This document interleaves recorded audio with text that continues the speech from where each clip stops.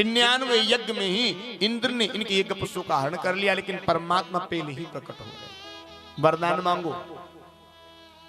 10,000 कानों की श्रवण शक्ति इन्होंने वरदान में मांगी और परमात्मा ने 2 कानों के भीतर ही शक्ति इसी प्रदान कर दी। इसके बाद राजा प्राचीन बरी हुए, जिन्होंने भी कई यज्ञ किए, लेकिन यज्ञ जब ये करते थे तो यज्ञ में घोड़े और बकरे की बलि दिया करते थे। देवर्षि ने देखा ये राजा धर्म तो कर रहा है, लेकिन धर्म की आड़ में पाप भी कमा रहा है। आज देवर्षि नारद चल करके आए, राजा ने प्रणाम किया। देवर्षि नारद ने कहा, रे भैया मैंने पापी बहुत देखे पर तेरे जैसा कोई पापी नहीं देखा आज दिन तक। प्राचीन बरी ने कहा, मुझे पापी बता रहे? अरे महाराज मैंने इतने यज्ञ कर दिए कि यज्ञ से इस पूरी की पूरी पृथ्वी को कुशा से ढक दिया। बोले देखना चाहते कितने पाप किए? बोले हाँ। ऊपर जैसे सर करके दिखाया, दिव्य दृष्टि प्रदान करी, जितनी जानवरों को मारा था सारे के सारे मुंह फाड़ करके बैठे। आजा तुझे हम खाएंगे। प्यारे ये कर्म भूमि है, जैसा तुम करोगे वैसा तुम्हें निश्चित भोगना पड़ेगा।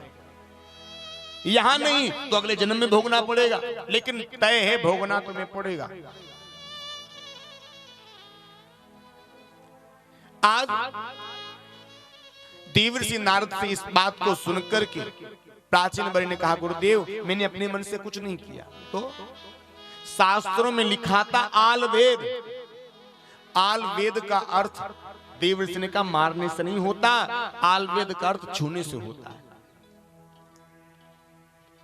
जब भी हम हवन करें, यज्ञ करें, तो बकरा कहते ममता को और अभिमान कहते हैं घोड़े को। ममता रूपी बकरे और अभिमान रूपी घोड़े की हमें आहुति यज्ञ में देना चाहिए। शास्त्रों में कहीं ऐसा नहीं लिखा गया कि आप जानवरों की बलि दें, लेकिन व्यास जी ने कहीं न कहीं हिंसा करने की बात यदि कही है तो उसका भी कारण है हमारा। व्यास जी ने इसलिए ऐसा कहा, अरे भैया जो तुम नित्य प्रतिदिन जानवरों को मार रहे हो, ऐसे नहीं मारोगे, जब यज्ञ करो तब मारो।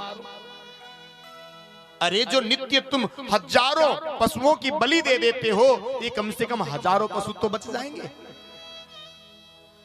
लेकिन लोगों ने इसी को नियम बना लिया। इस बलि प्रथा को कहीं न कहीं हमारी स्वार्थ परंपराओं ने ही जन्म दिया है। कहीं न कहीं हमारे स्वार्थ ने इन बलि प्रथाओं को जन्म दिया है महाराज। अरे बताओ ऐसी कौन सी मां होगी जो दूसरे के बालक की जान लेकर के वो स्वयं प्रसन्न होगी? हो सकती है ऐसी मां कोई? लेकिन अपना स्वार्थ सिद्ध करने के लिए हम जानवरों की बलि देवी मां के सामने प्रकट कर देते हैं। लोगों ने इसी को नियम बना लिया। भले देवी मां को झूठा भोग लगाएंगे, चरेंगे खुद, लेकिन नाम हो गया देवी मां का, देवी मां को बलि देनी। एक गुरुजी थे, उनका एक शिष्य था, ध्यान से समझना बात को। तो उन गुरु का जो शिष्य था वो जर्दा बहुत खाया करता था। अब गुरुजी ने देखा है स्वयं भी गर्दा खा रहा है और आश्रम के जो लोग हैं उनको भी खाना सिखा रहा है, ये तो गड़बड़ कर देगा सारा मामला। एक दिन गुरुजी ने उस शिष्य को अपने पास बुलाया और उससे कहा, बेटा जो तुम ये जर्दा रोज खाते हो ना, इसको रोज न खा करके संडे के दिन खाया करो। अब वो संडे के दिन खाने लगा। अब वो स्वयं भी खाने लगा और औरों को भी खिलाने लगा। बोले हमारे गुरुजी ने कहा है संडे के दिन जर्दा खाने से ज्यादा पुण्य मिलता है। अब गुरुजी के कहने का कोई ऐसा भाव था? गुरुजी ने तो यूं कहा था, भैया जो तू 7 दिन खाता है, 7 दिन न खा करके 1 दिन खा और 1 दिन खाते खाते धीरे धीरे तू छोड़ देगा। लेकिन शिष्य ने उसी को नियम बना लिया। आप विचार करो, जब कभी हम बीमार हो जाते हैं, हमारी तबीयत बिगड़ जाती है, हम डॉक्टर के यहाँ जाते हैं तो डॉक्टर छोटी सी सुई लगाता है हमें। बहुत से लोग तो महाराज इस इंजेक्शन से अपनी नानी को, मामी को, सबको याद कर लेते हैं। हैं? अब जरा विचार करो, उस जानवर के ऊपर जब तेज धार तलवार उसके गर्दन पर चलती होगी, उस जानवर को कैसा लगता होगा? लेकिन अपने आप को हष्टपुष्ट बनाने के लिए कई निरपराध जीवों का हम वध कर देते हैं। बहुत से लोग कहते हैं, अरे यदि हम ऐसा नहीं करें ना तो प्रकृति का संतुलन बिगड़ जाएगा। अरे भैया, प्रकृति का संतुलन बनाने वाले तुम कौन होते हो? यदि परमात्मा ने चूहे बनाए हैं तो चूहों के लिए सांप भी बनाए। यदि परमात्मा ने चूहे बनाए हैं तो चूहों के लिए बिल्ली का बनाया भगवान ने। तुम कौन होते हो? फिर कहते लोग इनसे ताकत आती है। अरे ताकत आती तुम्हें कौन सा महाराज पहाड़ उठाना है ताकत लेकर के? अपना वजन तुमसे उठता नहीं है, तुम क्या ताकत लाओगे? और मांस खाने से क्या ताकत आती है? लेकिन अपनी स्वार्थ सिद्धि के लिए लोग कई निरपराध जीवों का वध कर देते हैं। आज राजा डरने लगा, गुरुदेव मुझसे जो अपराध हुआ मुझे क्षमा करो, इन जीवों का आहार मैं नहीं बनना चाहता। देवऋषि नारद ने कहा, राजन, बड़ा सुंदर प्राचीन बरी उपाख्यान कह करके बताया। कहा, राजन, इस जीव के मरने की 4 घंटियां बजती हैं। इस जीव के मरने की 4 घंटी बजती हैं। देखो, 4 बुलावे परमात्मा के यहाँ से आते हैं। समझने की बात है। पहला नोटिस आता है बाल पक जाना। जब तुम्हारे बाल पक जाएं, बाल सफेद हो जाएं, तो समझ लेना कि परमात्मा के यहाँ से पहला नोटिस आ गया, पहला बुलावा आ गया। ये मौत कहती, भैया देख, खूब तूने अपनी जुल्फों को संवारा, खूब इन जुल्फों को संवारा है, अब ऐसा कर, इन जुल्फों का संवारना बंद कर दे, हाथ में माला ले ले, माला को सटकाना चालू कर दे। लेकिन ये जीव कहता, नहीं नहीं, भगवान का भजन नहीं करूंगा तो बाजार जाएगा महाराज, कलर लेकर के आएगा, डाई लेकर के आएगा, मेहंदी लेकर के आएगा और अपने बालों को पहले से भी ज्यादा काले बना देगा। लेकिन भगवान का भजन नहीं करता। मौत की दूसरी घंटी बजती है, आंखों से कम दिखाई देना।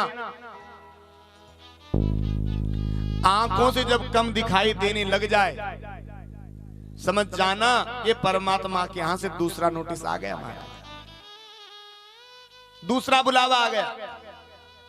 ये मौत कहती, भैया देख, इन आंखों से तूने खूब दुनियादारी के दर्शन किए, खूब इन आंखों को मटकाया है, अब देख इस दुनिया से इन आंखों को हटा और परमात्मा में लगा ले।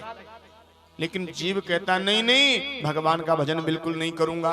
तो डॉक्टर के पास जाएगा महाराज, 500 रुपए में इतनी सुंदर चश्मा बनवा करके लाता है जो पहले से भी ज्यादा साफ सुथरा और दिखाई देने लगता है। लेकिन भगवान का भजन बिल्कुल नहीं करता। मौत की तीसरी घंटी बजती है, दांत टूट जाना। दांत जब टूट जाए, समझना परमात्मा के यहां से तीसरा बुलावा आ गया। ये मौत कहती, भैया इन दांतों से खूब पकवान तूने चबाए, अब दांत तो तेरे रही नहीं है, अब तू हलवा खा और भगवान की माला सटका।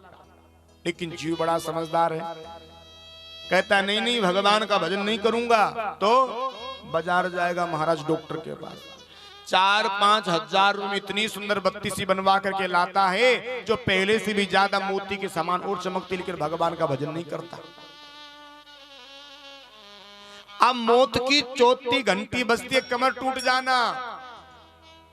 कमर तुम्हारी जब टूट जाए, कमर जब झुक जाए, हाथ में छड़ी आ जाए, समझना परमात्मा के यहां से चौथा बुलावा आ गया। ये मौत कहती, भैया जब जब तू गलियों से निकला करता था, खूब अपनी कमर को मटका मटका करके निकला करता था, हैं? अब देख, कमर को मटकाना बंद कर, खटिया पर लेट जा और परमात्मा का भजन चालू कर दे। लेकिन ये जीव कहता, नहीं, भगवान का भजन फिर भी नहीं करूंगा तो बाजार जाएगा, है?